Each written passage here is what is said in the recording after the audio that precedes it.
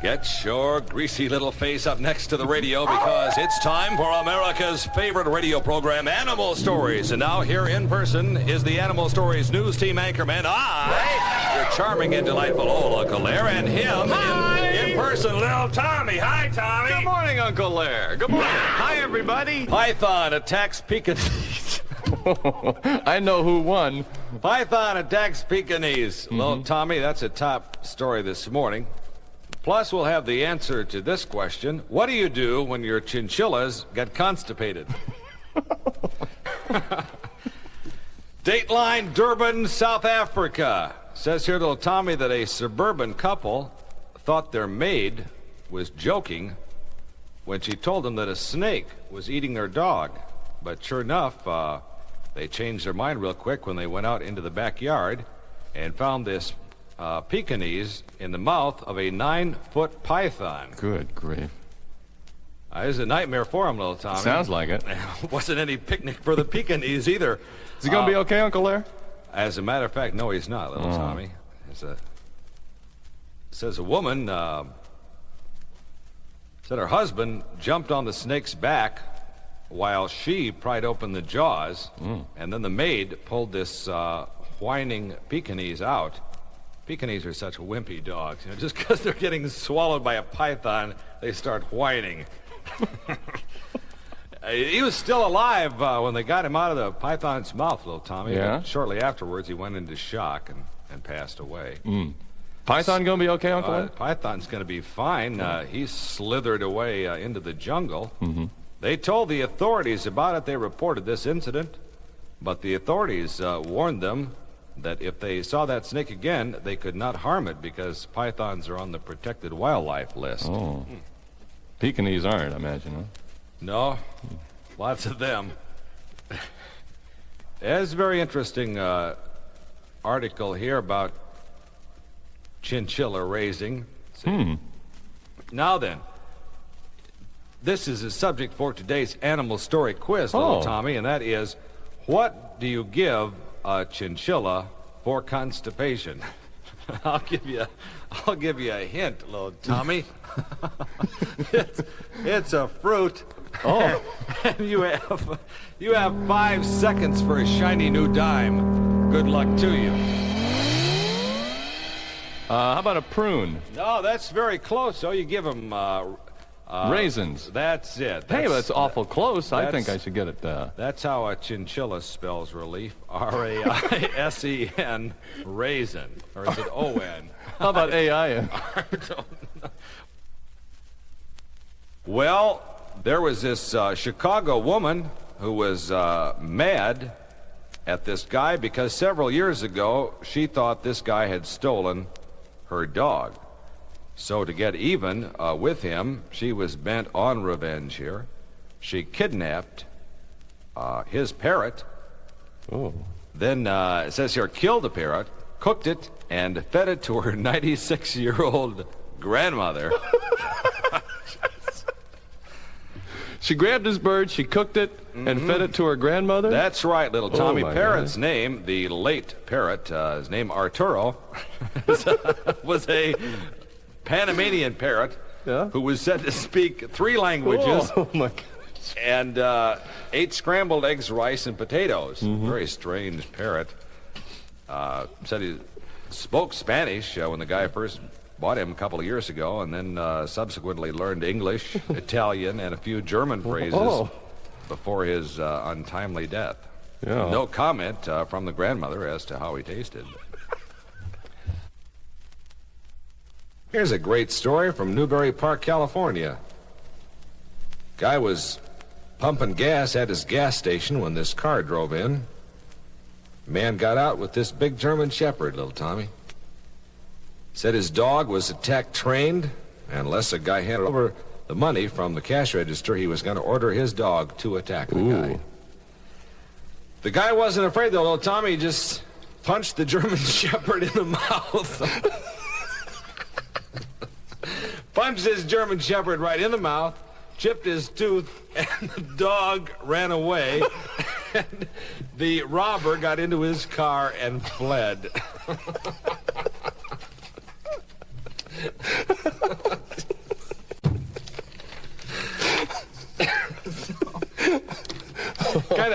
kind of beat the attack dog to the draw.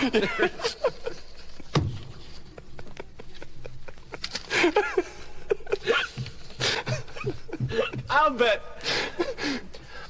when that robber got home and his dog came home later.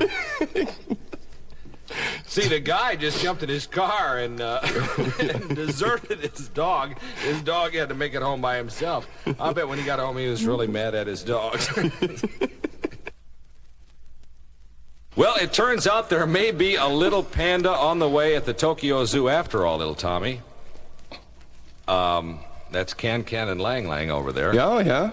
Lan is the female, and they think she might be pregnant. See, they mated last year, and Lan was pregnant but had a miscarriage in the final weeks of her pregnancy, as you'll recall. But according to zoo officials in Tokyo, they mated recently on a balmy spring morning.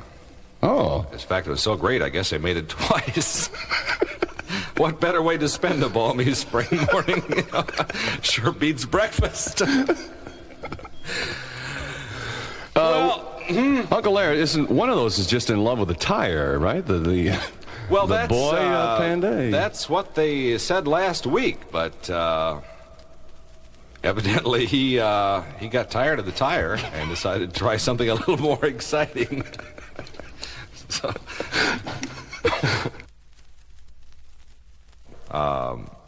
guy from Ocean City, Maryland, was out surfing.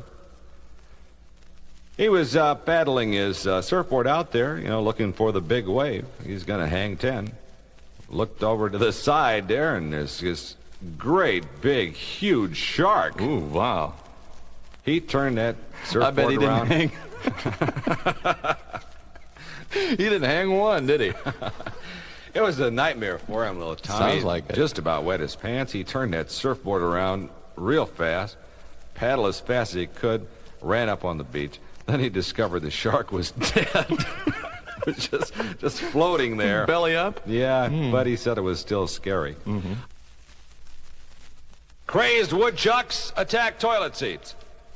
We're going to have animal story quiz on this, too, good. little Tommy. Seems that there's this place in Fort Wayne called the Fox Island Nature Preserve, and they got a bunch of woodchucks there. And what's going on here is these woodchucks getting into the outdoor toilets. They're at the Nature Preserve and eating the toilet seats. Is that kinky or what? Yeah. Okay, time for animal story quiz. This quiz has 2 parts. You have to get both of them correct to win the shiny new dime.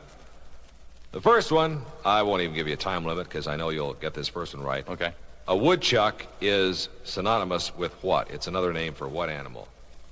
It's like a groundhog, that family. Groundhog, that's right, little Tommy. Now, the second question is a little tougher. Yeah.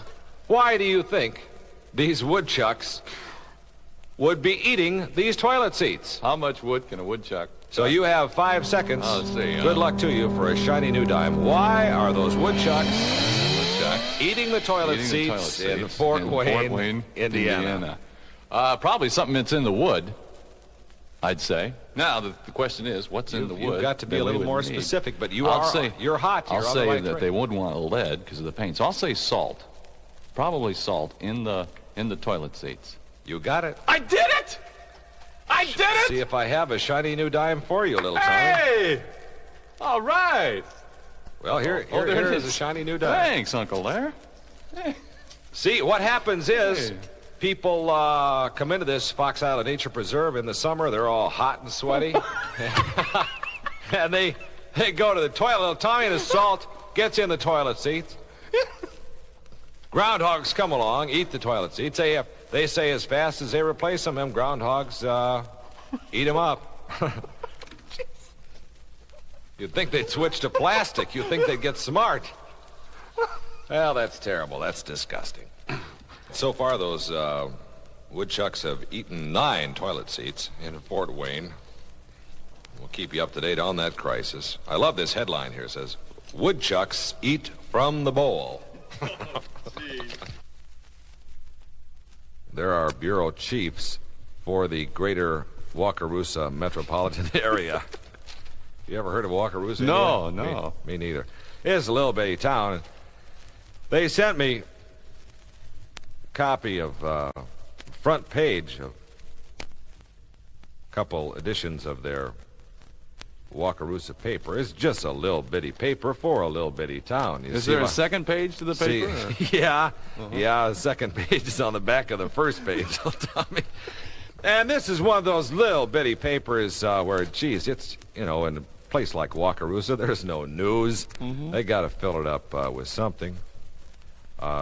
Stories about a cow here made the front page.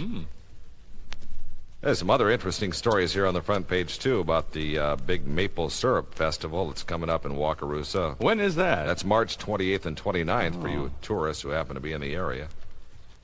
If you think some of the stories on page 1 are dumb, you ought to see page 2. Is it the sports pages? Well, on the front page here is this story about this cow. Now, this is registered cow, one of those real classy things. His name is Contented Linda Grace. See, a lot of purebred animals, registered cows, thoroughbred horses, purebred dogs, got names half a block long, Reason they got those long names is because when they're registered, a lot of times they incorporate the names of the mother and father and half their ancestors in their name, Now, it was different when I was growing up on a farm. We didn't have any classy registered cows. We just had regular old cows with regular old names. Brownie, Susie. Yeah. Had one real ugly cow. We called her Horseface. We had another cow called Old One Eye. Old One Eye had an accident with some barbed wire. Oh. Yeah. Well, on with this story about this cow named Contented Linda Grace. Says here on the front page of the Wakarusa, Indiana Tribune, Contented Linda Grace, a dairy heifer owned by Dean Engelmeyer, son of Mr. and Mrs. Lowell Engelmeyer, has been declared the best 4-H dairy animal in its age class in the world. Wow. Dean was notified Monday that his heifer has been judged Junior All-American by Holstein World Magazine, meaning that she was judged the best of 6 animals nominated for the top world honor. By virtue of the world distinction earned by the heifer, her picture will be on the All-American Holstein 1980 calendar, which will be distributed throughout the world. Wow. Now, this is on the front page, and this happened on Monday. Now, in the next edition, also on the front page, the following story. Contented Linda Grace, the dairy heifer just declared the best 4-H dairy animal in its age class in the world, died Tuesday morning in the barn at the farm of Mr. and Mrs. Lowell Engelmeyer. What happened? I mean, she got this big award Monday, checked out Tuesday. Too much for her. Doesn't say exactly what happened here, little Tommy. Says veterinarians were called to the farm, pronounced the heifer dead. Yep, I don't know. dead. I don't know why you have to call the vets to pronounce a heifer dead. I mean, whenever one of our cows died, we just looked at it and say, hey, that cow's dead all right. We didn't have to call no vet. They That'll said be $22.50, please. They said no autopsy was performed. But, this is really tragic, little Tommy. It's a blow not only to the Engelmeyers, but to the entire community, because, every community needs something to be proud of. Sure. Like French Lick, Indiana's got Larry Bird. That's right. And for one day, these people in Wakarusa could hold their heads high and say, hey, we have the best Holstein heifer in the world. And the next day, they had nothing. It's tragic.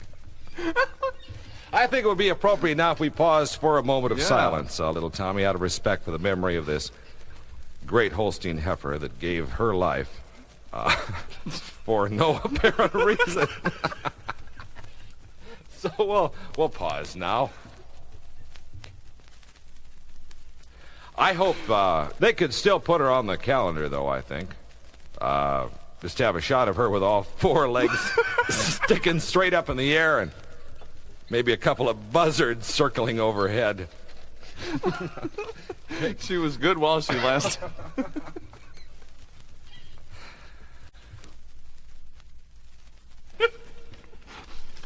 Well, Tommy, you have probably often wondered why camels can go so long without water. Oh, I know that. They stick the water up there in the hump. No, they don't. Oh. That's a common fallacy. All that's in that hump, little Tommy, is fat. Oh. This is very educational here. Scientists have been studying this for 30 years, trying to figure out how come camels can go for such long periods in the desert without water. And they've been doing some experiments on camels around the Dead Sea in Israel. Well, they found out. It's because camels have this great big huge membrane in their nose. Now see, okay, you look up my nose. It's not their humps? No, it's not, little Tommy. What do they use the humps for? I don't know. What do you want? You look up my nose. Okay. Little Tommy. Now, you see a membrane up there. It's only about in your average human nose. Way up there, yeah. Only covers about 4 7/10 square inches, while if you looked up a camel's nose, their membrane totals nearly 400 square inches. Wow. So, you see, that acts as kind of a one-way valve. It moistens the dry desert air as they inhale it into their lungs, but then it holds back the moisture when the air is exhaled. See, now, when I breathe in and out, I'm losing a lot of moisture there. Got a Kleenex? But the camel's got that huge membrane and doesn't let the moisture out, and that's how come they can, they save about 68% of the moisture. How about that? Way, see? What's that membrane called? It's called a camel's nose membrane. Oh, that's the scientific name? Yeah. Well, that's all the time we have for Animal Stories this morning, boys and girls. Tune in again at the same time tomorrow for more. Can I stop looking up your nose now? Yeah, it might be a good idea, little Tommy. A tragic story in the insect news from my own personal experience. Oh, yesterday. really? Hello, Tommy. I was out on the golf course yesterday with Jeff Hendricks and a couple of other guys. And we were walking down the fairway, and there was this teenage-type kid who worked for the golf course, and he was driving around this little tractor and pulling this little cart, and he was picking up limbs that had been blown down in the last storm. Yeah. From the trees. Uh-huh. And I was walking right by him. He was underneath this one tree, and there was this great big long limb, and it was too long to fit in his cart, so he was going to break it in half. And he stuck his foot in the middle of it and, pulled on one end and snapped it, and then he lost his balance and fell down, and the part that he'd broken off hit this tree limb right above him, and right there was this huge hornet's nest, little Tommy. Within 1 second, his body was covered with hornets. Kid gonna be okay? I think so. We saw him back out on the golf course about 3 hours later. He was working again, but he was running and screaming, and it was terrible. Did you do anything to help this kid? No, I ran as fast as I could in the opposite direction, little Tommy. There's not much you can do when somebody gets attacked by hornets. Yeah? Except just get out of there. So that's what I did. It seemed like, I know it doesn't sound too heroic, but, hey, I don't want to get stung. But I don't think he even went to the hospital, and I think, boys and girls, if you ever get stung by a whole swarm of bees or a bunch of hornets, the first thing you better do is get yourself to a hospital. Yeah. Well, here's something we got in the mail this morning, little Tommy. Don't you feel a little embarrassed that you didn't even do anything for him? Hey, what am I supposed to do? Get off my back? I mean, the hornets are all over this guy. If a guy's on fire, you take a coat and you wrap him and you roll him on the ground and put the fire out. Right. Well, what are you supposed to do with hornets? Now, I could have went up there and helped him beat off them hornets, and they just started stinging me, too. Hey, no thanks. Well, here's something we got in the mail. Did he know that you just stood there and, just took off running? Hey, he was... What did he say 3 hours later? Well, hey, thanks, pal. He didn't speak to me, little Tommy. But really, there was nothing I could do to help him. So he'd just kind of knock it off.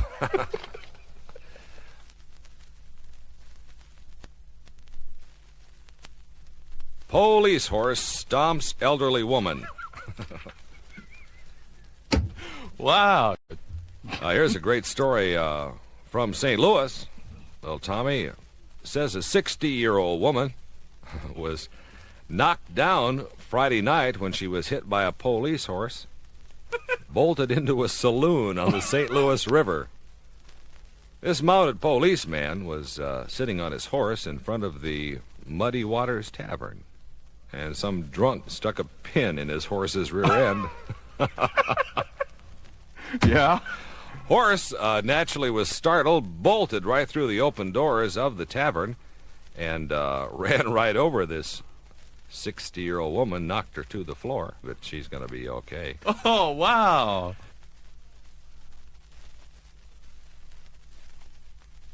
Well, this poodle story is going to bring a tear to your eye, little Tommy. He writes, "Dear Uncle Larry and little Tommy, recently I was witness to a tragic event, and I wanted you and your faithful listeners to share my sorrow. As I was entering the liquor store in Lake Forest to buy my lunch the other day, I noticed a toy poodle trying to thread his way through the traffic at Lake Forest's busiest intersection. After being narrowly missed by 2 Cadillacs and a Mercedes SL..." Of course, Lake Forest is a wealthy community. Sure is. After being narrowly missed by these 2 Cadillacs and a Mercedes SL, it arrived safely at the far side of the street, and I and my fellow bystanders breathed a collective sigh of relief. Continuing on its jaunty way, the tiny dog then made the fatal mistake of stopping to squat on the adjacent Chicago and Northwestern tracks, directly in the path of the 1151, which does not stop in Lake Forest. It's not a local. It's an express. Oh, wow. John says, "I was so shaken by this tragedy that I drank more lunch than I usually do and had to go home from work early." Oh, wow. No pictures, though, because didn't have his camera.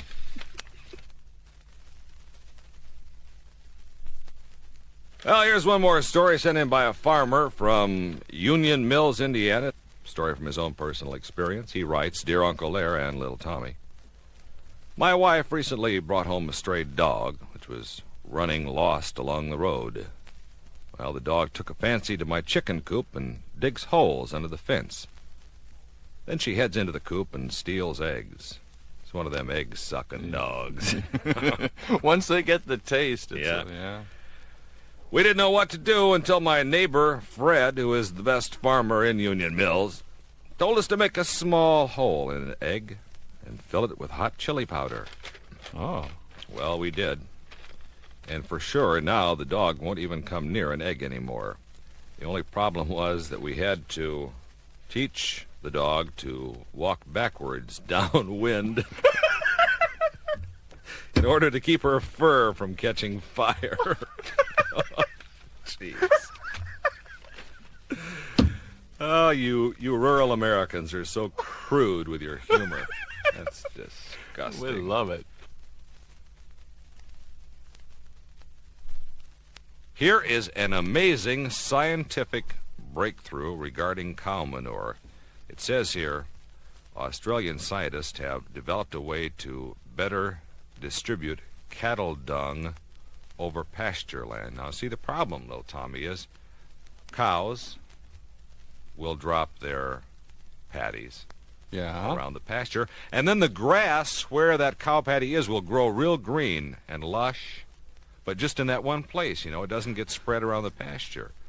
So these Australian scientists have come up with this slow-releasing chemical pellet. Now, they put this chemical in the cow's food, see, and it finds its way through the digestive tract of the cow and into the cow's dung.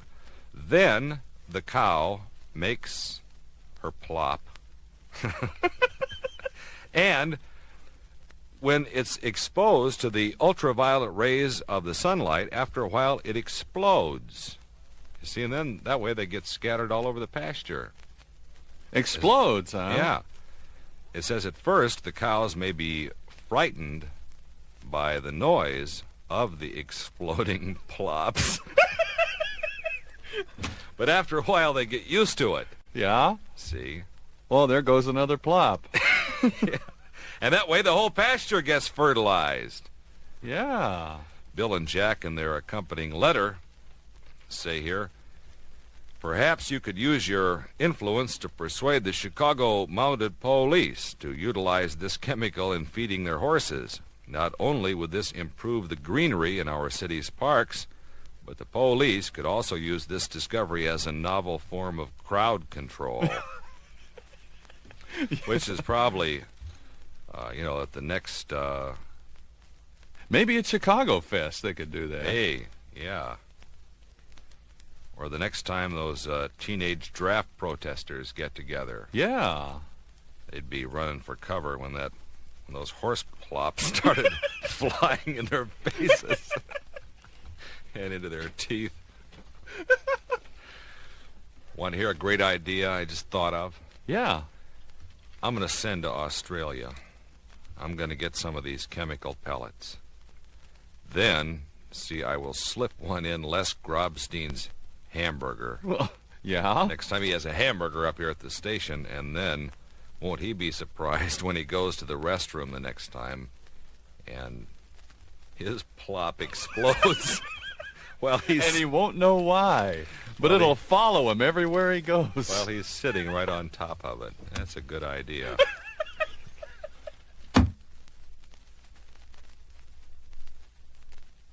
This is one of those stories that sounds too good to be true, but it is a true story. The setting is a dog show in Ohio. Uh-huh. The cast of characters, a woman and her 180-pound Great Dane, Topper. Yeah? Yeah. And the plot is the woman needs to go to the bathroom real bad. Okay? The scene opens... I'm just reading this the way it's written in the paper here. The scene opens with the woman heading toward a portable toilet located near the show arena, but one problem is that she can't find anybody to hang on to her Great Dane while she uses the facilities. And she's got to go real bad, and she doesn't have time to mess around. Well, it's one of those Johnny-on-the-job things? Yeah. So she does the only logical thing. She decides to hold the Great Dane on the leash with her inside the outhouse while her faithful companion Topper stands guard outside. So she secures the leash by running an arm through the loop end and has it crooked in her elbow. Oh, right? Yeah. She enters the toilet and closes the door. She's inside, the dog's outside. And all things are going according to plan momentarily. It is then that fate takes a nasty turn. A man in the portable toilet next to hers decides to leave, and as he does, he slams the door behind him, and it just sounds like a gunshot. This scares the dog. Says Topper bolts from his guard post, yanking his 100-pound mistress from the toilet seat. The toilet shakes, and suddenly the door bursts open, and with Topper straining frantically at the leash, his owner is bodily dragged across the ground. The woman is equally frantic. She has a huge dog. See, this dog weighed 180 pounds. Yeah. She has a huge dog tugging the leash in one hand, a roll of toilet paper in her other hand. Portions of her clothing are out of place. She is on her hands and knees, ordering, begging for Topper to halt. Says passerbys caught up in this bizarre spectacle are no help at all because they can't stop laughing. Says the stampede finally ends several yards from the portable toilet. And then it says the woman retained her composure very well. She was very calm and held the leash in her mouth while she put her clothes back on. And all these people are staring at her. And then she returns to the portable toilet again and goes inside to put herself back together. But jeez, is that embarrassment or wow. what? I mean, her dress is up and her pants are down around her ankles, and here's this Great Dane dog dragging her through the dust.